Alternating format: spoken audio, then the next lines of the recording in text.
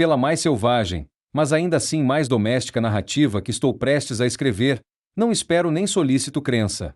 Louco eu seria, de fato, se a esperasse, num caso em que meus próprios sentidos rejeitam suas próprias evidências.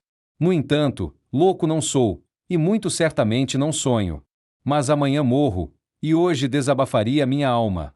Meu propósito imediato é colocar diante do mundo, de forma clara, sucinta e sem comentários, uma série de meros eventos domésticos. Em suas consequências, esses eventos me aterrorizaram, me torturaram, me destruíram. No entanto, não tentarei expô-los. Para mim, eles apresentaram pouco mais que horror, para muitos parecerão menos terríveis que barrocos. Depois, talvez, algum intelecto possa ser encontrado que reduza meu fantasma ao lugar comum, algum intelecto mais calmo, mais lógico e muito menos excitável que o meu, que perceberá, nas circunstâncias que detalho com pavor, nada mais que uma sucessão ordinária de causas e efeitos muito naturais. Desde a minha infância, fui notado pela docilidade e humanidade da minha disposição. Minha ternura de coração era tão conspícua a ponto de me tornar motivo de piada para meus companheiros. Eu era especialmente afeiçoado a animais, e meus pais me mimavam com uma grande variedade de bichos de estimação. Com estes, passava a maior parte do meu tempo, e nunca fui tão feliz como quando os alimentava e acariciava. Essa peculiaridade de caráter cresceu comigo, e na minha idade adulta, dela derivei uma das minhas principais fontes de prazer. Para aqueles que nutriram afeto por um cão fiel e sagaz, mal preciso me dar ao trabalho de explicar a natureza ou a intensidade da gratificação assim derivável. Há algo no amor altruísta e abnegado de um bruto, que vai diretamente ao coração daquele que teve frequente ocasião de testar a amizade insignificante e a fidelidade efêmera do mero homem. Casei-me cedo e fiquei feliz em encontrar em minha esposa uma disposição não incompatível com a minha. Observando minha parcialidade por animais de estimação domésticos, ela não perdia a oportunidade de conseguir os mais agradáveis. Tínhamos pássaros, peixes dourados, um bom cão, coelhos, um pequeno macaco e um gato.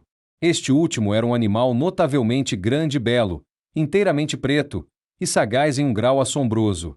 Ao falar de sua inteligência, minha esposa, que no fundo não era pouco tingida de superstição, fazia frequente alusão à antiga noção popular, que considerava todos os gatos pretos como bruxas disfarçadas.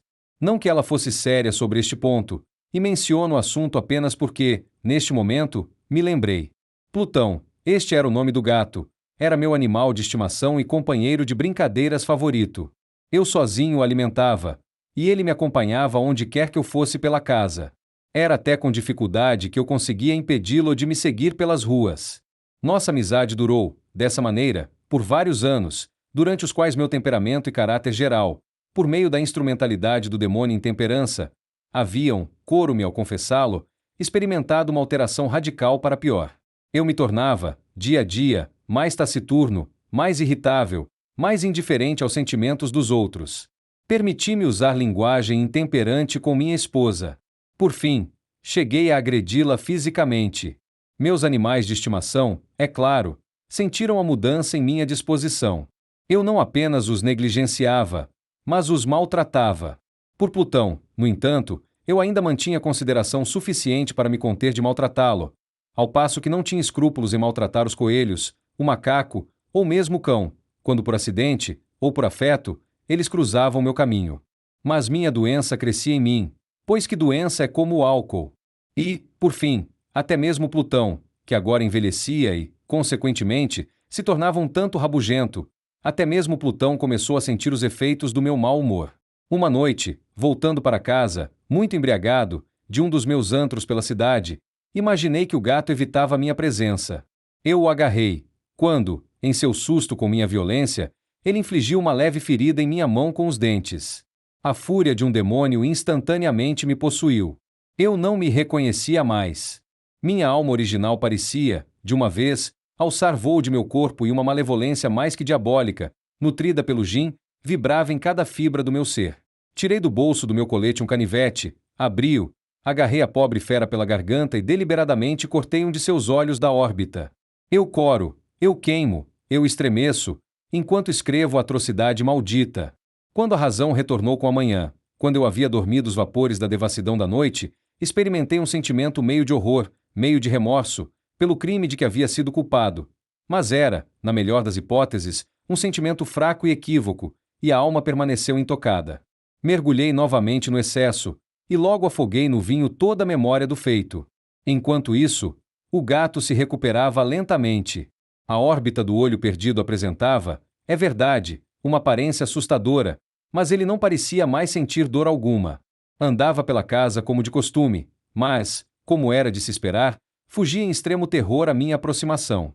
Eu tinha tanto do meu velho coração que, a princípio, fiquei aflito com essa evidente aversão por parte de uma criatura que um dia tanto me amara. Mas esse sentimento logo deu lugar à irritação. E então veio, como se para minha derradeira e irrevogável ruína, o espírito da perversidade. Desse espírito a filosofia não faz caso. No entanto, não estou mais certo de que minha alma vive do que estou de que a perversidade é um dos impulsos primitivos do coração humano, uma das faculdades primárias indivisíveis, ou sentimentos, que dão direção ao caráter do homem. Quem não se viu, 100 vezes, cometendo uma ação vil ou tola, sem outra razão senão porque sabe que não deveria? Não temos uma inclinação perpétua, contra nosso melhor julgamento, a violar aquilo que é lei, meramente porque entendemos que o é. Esse espírito de perversidade, digo eu, veio para minha ruína final. Foi esse anseio insondável da alma de se vexar, de oferecer violência à sua própria natureza, de fazer o mal apenas pelo mal, que me impeliu a continuar e finalmente a consumar a injúria que eu havia infligido ao bruto inofensivo. Uma manhã, a sangue frio, passei um laço em seu pescoço e o pendurei no galho de uma árvore. Pendurei-o com as lágrimas escorrendo dos meus olhos e com o mais amargo remorso no meu coração. Pendurei-o porque eu sabia que ele me amara e porque eu sentia que ele não me dera motivo de ofensa. Pendurei-o porque eu sabia que, ao fazê-lo, estava cometendo um pecado mortal que colocaria em risco minha alma imortal a ponto de colocá-la, se tal coisa fosse possível, até mesmo além do alcance da infinita misericórdia do Deus mais misericordioso e mais terrível. Na noite do dia em que este ato cruel foi cometido, fui despertado do sono pelo grito de fogo. As cortinas da minha cama estavam em chamas. A casa inteira estava em brasa. Foi com grande dificuldade que minha esposa, um servo e eu conseguimos escapar da conflagração. A destruição foi completa. Toda a minha riqueza mundana foi engolida, e eu me resignava dali em diante ao desespero. Estou acima da fraqueza de buscar estabelecer uma sequência de causa e efeito entre o desastre e a atrocidade. Mas estou detalhando uma cadeia de fatos, e não desejo deixar nem mesmo um possível elo imperfeito. No dia seguinte ao incêndio, visitei as ruínas. As paredes, com uma exceção, haviam desabado. Essa exceção foi encontrada em uma parede divisória, não muito espessa, que ficava no meio da casa, e contra a qual havia repousado a cabeceira da minha cama. O reboco ali, em grande parte, resistira à ação do fogo, um fato que atribuía ter sido recentemente espalhado. Ao redor dessa parede, uma densa multidão estava reunida, e muitas pessoas pareciam examinar uma porção particular dela com atenção muito minuciosa e ávida. As palavras estranho, singular e outras expressões semelhantes despertaram minha curiosidade. Aproximei-me e vi, como se gravada em baixo-relevo na superfície branca, a figura de um gato gigantesco. A impressão foi dada com uma precisão verdadeiramente maravilhosa. Havia uma corda no pescoço do animal. Quando vi pela primeira vez essa aparição, pois mal podia considerá-la menos, meu espanto e meu terror foram extremos. Mas, por fim, a reflexão veio em meu auxílio. O gato, lembrei-me, havia sido enforcado em um jardim adjacente à casa. Ao alarme de incêndio, esse jardim havia sido imediatamente preenchido pela multidão, por alguém da qual o animal deve ter sido cortado da árvore e jogado, por uma janela aberta, em meu quarto. Isso provavelmente foi feito com o intuito de me despertar. A queda de outras paredes comprimiu a vítima de minha crueldade na substância do gesso recém-espalhado. A cal, com as chamas e amônia da carcaça, então realizou o retrato como eu o vi. Embora eu assim prontamente explicasse a minha razão, se não totalmente a minha consciência, o fato surpreendente que acabei de detalhar, ele não deixou de causar uma profunda impressão em minha fantasia. Por meses não consegui me livrar do fantasma do gato, e, durante esse período, voltou ao meu espírito meio sentimento que parecia, mas não era, remorso. Cheguei a lamentar a perda do animal e a procurar, entre os visantros que agora habitualmente frequentava, outro animal da mesma espécie de aparência um tanto semelhante, com o qual pudesse substituí-lo. Uma noite, enquanto eu estava sentado, meio entorpecido, em um covil de mais do que infâmia, minha atenção foi subitamente atraída para um objeto preto, repousando sobre a cabeça de um dos imensos tonéis de gin, ou de rum, que constituíam o principal mobiliário do aposento. Eu estava olhando fixamente para o topo deste tonel por alguns minutos, e o que agora me causava surpresa era o fato de eu não ter percebido o objeto antes. Aproximei-me dele e o toquei com a mão. Era um gato preto, um muito grande, tão grande quanto Plutão, e muito parecido com ele em todos os aspectos, exceto um. Plutão não tinha um pelo branco em nenhuma parte do seu corpo, mas este gato tinha uma grande, embora indefinida, mancha branca, cobrindo quase toda a região do peito. Ao tocá-lo, ele imediatamente se levantou, ronronou alto, esfregou-se minha mão e pareceu encantado com minha atenção. Este, então, era a própria criatura que eu procurava. Imediatamente me ofereci para comprá-lo do proprietário, mas esta pessoa não fez nenhuma reivindicação a ele, não sabia nada dele, nunca o tinha visto antes. Continuei minhas carícias, e quando me preparei para ir para casa, o animal demonstrou disposição para me acompanhar. Permiti que o fizesse, ocasionalmente me abaixando e acariciando enquanto prosseguia. Quando chegou a casa, ele se domesticou imediatamente e se tornou um grande favorito de minha esposa. Por minha parte, logo senti uma aversão por ele crescendo dentro de mim. Isso era exatamente o oposto do que eu havia antecipado, mas, não sei como ou porquê, sua evidente afeição por mim me causava mais nojo e aborrecimento. Lentamente, esses sentimentos de nojo e aborrecimento se transformaram na amargura do ódio. Eu evitava a criatura. Um certo senso de vergonha e a lembrança do meu antigo ato de crueldade impediam-me de abusar fisicamente dela. Por algumas semanas, não a agredi, nem a maltratei violentamente de outra forma. Mas gradualmente, muito gradualmente, passei a olhá-la com nojo indizível e a fugir silenciosamente de sua presença odiosa, como do hálito de uma pestilência. O que acrescentou, sem dúvida, ao meu ódio pela fera, foi a descoberta, na manhã seguinte a que a trouxe para casa, de que, como Plutão, ela também havia sido privada de um de seus olhos. Essa circunstância, no entanto, apenas a tornou mais querida para minha esposa, que, como já disse, possuía, em alto grau, aquela humanidade de sentimento que outrora fora meu traço distintivo e a fonte de muitos dos meus mais simples e puros prazeres. Com a minha aversão a este gato, porém, a sua parcialidade por mim parecia aumentar. Ele seguia os meus passos com uma pertinácia que seria difícil fazer o leitor compreender. Sempre que eu me sentava, ele se agachava debaixo da minha cadeira, ou saltava para os meus joelhos, cobrindo-me com as suas carícias repugnantes. Se eu me levantava para andar, ele se metia entre os meus pés e assim quase me derrubava. Ou, prendendo as suas longas e afiadas garras no meu vestido, trepava, desta maneira, até ao meu peito. Nesses momentos, embora eu desejasse destruí-lo com um golpe, era ainda impedido de fazer, em parte pela memória do meu crime anterior, mas principalmente, confesso de uma vez, por um pavor absoluto da fera. Este pavor não era exatamente um pavor de mal físico, e, no entanto, eu estaria em perda para saber como defini-lo de outra forma. Quase me envergonho de admitir, sim, mesmo nesta cela de criminoso, quase me envergonho de admitir, que o terror e o horror com que o animal me inspirava haviam sido aumentados por uma das mais puras quimeras que seria possível conceber. Minha esposa havia chamado minha atenção, mais de uma vez, para o caráter da marca de pelo branco, da qual falei, e que constituía a única diferença visível entre estranha fera e aquela que eu havia destruído. O leitor se lembrará de que essa marca, embora grande, havia sido originalmente muito indefinida. Mas, por lentos graus, graus quase imperceptíveis, e que por muito tempo minha razão lutou para rejeitar como fantasiosos, ela, por fim, assumiu uma rigorosa distinção de contorno. Era agora a representação de um objeto que eu estremeço ao nomear, e por isso, acima de tudo, eu o detestava, e o temia, e teria me livrado do monstro se tivesse ousado. Era agora, digo eu, a imagem de uma coisa hedionda, de uma coisa fantasmagórica, da forca. Oh, lamentável e terrível engenho de horror e de crime, de agonia e de morte!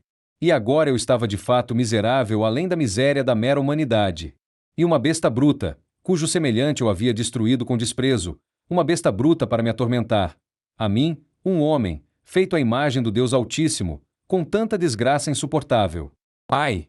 Nem de dia nem de noite eu conhecia mais a bênção do descanso. Durante o dia, a criatura não me deixava um momento sozinho, e à noite eu acordava de hora em hora de sonhos de medo indizível para encontrar o hálito quente da coisa em meu rosto, e seu vasto peso, um pesadelo encarnado que eu não tinha poder para afastar, eternamente incumbido sobre meu coração. Sob a pressão de tormentos como estes, o fraco remanescente do bem em mim sucumbiu. Pensamentos malignos tornaram-se meus únicos íntimos, os mais sombrios e malignos dos pensamentos.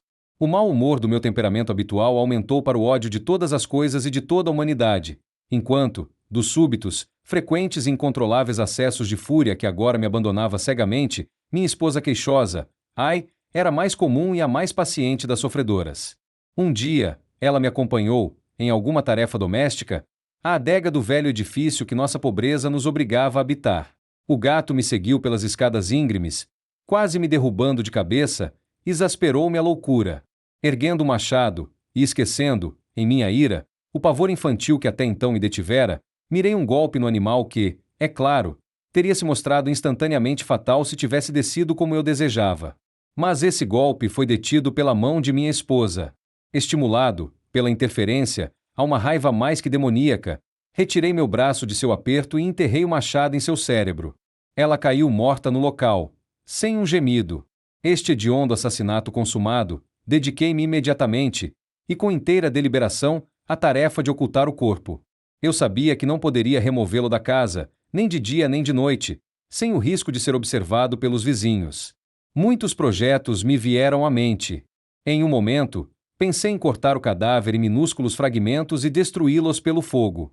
Em outro, resolvi cavar uma sepultura para ele no chão da adega. Novamente, deliberei sobre jogá-lo no poço do quintal, sobre embalá-lo em uma caixa, como se fosse mercadoria, com os arranjos habituais, e assim conseguir um carregador para tirá-lo da casa. Finalmente, deparei-me com o que considerei um expediente muito melhor do que qualquer um destes. Decidi emparedar o cadáver na adega, como se diz que os monges da Idade Média emparedavam as suas vítimas. Para tal propósito, a adega estava bem adaptada. As suas paredes eram de construção grosseira e tinham sido recentemente rebocadas com uma argamassa áspera, que a umidade da atmosfera impedira de endurecer. Além disso, numa das paredes havia uma saliência, causada por uma falsa chaminé ou lareira, que tinha sido preenchida e tornada semelhante ao resto da adega. Não duvidei de que poderia facilmente deslocar os tijolos neste ponto, inserir o cadáver e emparedar tudo como antes, de modo que nenhum olho pudesse detectar nada de suspeito. E nesta cálculo não me enganei. Com o auxílio de uma alavanca, desloquei facilmente os tijolos e, tendo depositado cuidadosamente o corpo contra a parede interior, amparei-o nessa posição, enquanto, com pouco trabalho, refazia toda a alvenaria como estava originalmente. Tendo obtido argamassa, areia e pelos, com todas as precauções possíveis, preparei um gesso que não se distinguia do antigo, e com ele rebocai muito cuidadosamente a nova alvenaria. Quando terminei, senti-me satisfeito por tudo estar bem. A parede não apresentava a menor aparência de ter sido mexida. O lixo no chão foi todo limpo com o maior cuidado. Olhei em volta triunfante e disse para mim mesmo: aqui, pelo menos, o meu trabalho não foi em vão. O meu passo seguinte foi procurar a besta que tinha sido a causa de tanta desgraça, pois eu tinha finalmente resolvido firmemente matá-la. Se eu a tivesse encontrado então, não poderia haver dúvida quanto ao seu destino, mas parecia que o astuto animal se tinha alarmado com a violência da minha raiva anterior e se abstinha de aparecer na minha presença enquanto meu humor atual durasse. É impossível descrever, ou conceber, o profundo e abençoado sentimento de alívio que a ausência do detestável animal ocasionou no meu peito. Não me visitou durante a noite, e assim, por uma noite pelo menos, desde a sua introdução na casa, dormi profunda e tranquilamente. Sim, dormi mesmo com o peso do assassinato na minha alma. Passaram-se o segundo e o terceiro dia, e o meu algoz não apareceu. Mais uma vez respirei como um homem livre. O monstro, aterrorizado, tinha fugido para sempre da casa. Nunca mais o veria. A minha felicidade era suprema. A culpa do meu ato tenebroso pouco me perturbava. Fizeram-se algumas investigações, mas foram prontamente respondidas. Ordenou-se mesmo uma busca, mas, claro, nada se descobriu. Eu considerava minha futura segurança como garantida. No quarto dia após o assassinato, um grupo de polícia chegou muito inesperadamente à casa e procedeu novamente a uma rigorosa investigação das instalações. Confiante, no entanto, na inescrutabilidade do meu local de ocultação, não senti qualquer embaraço. Os oficiais pediram-me que os acompanhasse na sua busca. Não deixaram nenhum recanto ou canto por explorar. Por fim, pela terceira ou quarta vez, desceram à adega. Não treme um músculo. O meu coração batia calmamente como de quem dorme na inocência. Percorri a adega de ponta a ponta. Cruzei os braços sobre o peito e andei tranquilamente de um lado para o outro. Os polícias estavam completamente satisfeitos e preparavam-se para partir. O júbilo no meu coração era demasiado forte para ser contido. Ansiava por dizer uma palavra, a título de triunfo, e para tornar a sua certeza da minha inocência duplamente certa. Senhores, disse eu por fim, quando o grupo subia as escadas, tenho o prazer de ter dissipado as vossas suspeitas. Desejo a todos boa saúde e um pouco mais de cortesia. A propósito, senhores, esta é uma casa muito bem construída. No meu desejo frenético de dizer algo com naturalidade, mal sabia o que dizia. Posso dizer que é uma casa excelentemente bem construída. Estas paredes estão a ir, senhores. Estas paredes são solidamente construídas. E aqui, por uma pura fanfarronice de bravata, bati com força, com uma bengala que tinha na mão, precisamente na parte da alvenaria atrás da qual estava o cadáver da esposa do meu peito. Mas que Deus me proteja e me livre das garras do arquidemônio. Mal o eco das minhas pancadas se tinha afundado no silêncio, quando fui respondido por uma voz vinda de dentro do túmulo. Por um grito, a princípio abafado e entrecortado, como o soluço de uma criança, e depois inchando rapidamente num uivo longo, alto e contínuo, totalmente anômalo e inumano. Um uivo, um grito lamentoso, meio de horror e meio de triunfo, como só poderia ter surgido do inferno, conjuntamente das gargantas dos condenados na sua agonia e dos demônios que se regozijam na condenação. De tal pensamento seria loucura falar.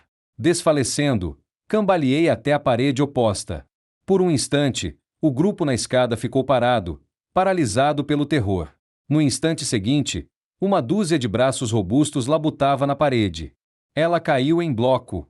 O cadáver, já muito decomposto e manchado de sangue coagulado, erguia-se erecto diante dos olhos dos espectadores. Na sua cabeça, com a boca vermelha aberta e o olho solitário de fogo, sentava-se a horrível besta cuja astúcia me tinha seduzido ao assassinato e cuja voz denunciadora me tinha entregue ao carrasco. Eu tinha emparedado o monstro dentro do túmulo.